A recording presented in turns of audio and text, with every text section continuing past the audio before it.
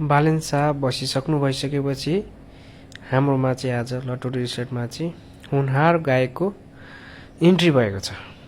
तपाईँलाई के लाग्छ, को आउँदै हुनुहुन्छ? भिडियो हेर्दै जानु होला है त। उहाँ हुनुहुन्छ दुर्गेश थापा। हामी हेरेको हेरे आउनुभयो। त्यसपछि हामीले रिसेप्सनमा लग्यौँ, वेलकम गऱ्यौँ, वेलकम ड्रिङ्क्सहरू पिलायौँ र एकछिन रेस्ट गरायौँ।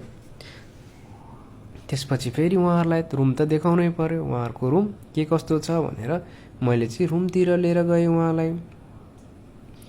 रुममा पुगेपछि उहाँ सरप्राइज हुनुभयो अनि भिडियोहरू फोटोहरू सुट गर्न थाल्नुभयो। किनकि हामीले दुश्मन हेरेको हेरे भन्ने चाहिँ हामीले एउटा राम्रो बवाल आर्ट गर्दै थियौँ।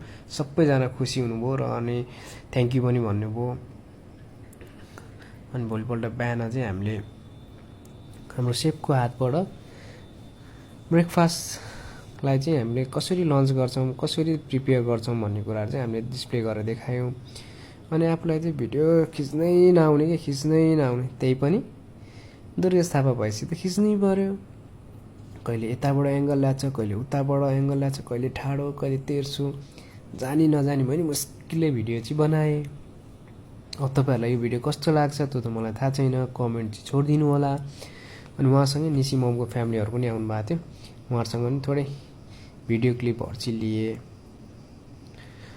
उहाँहरू बसेर ब्रेकफास्ट इन्जोय गर्दै हुनुहुन्छ र यस्तै इन्टरटेनमेन्ट गर्नु छ भने चाहिँ लटौली सेन्चुरीलाई सम्झाउनु होला। हामी तपाईँहरूको साथमा छौँ। धन्यवाद।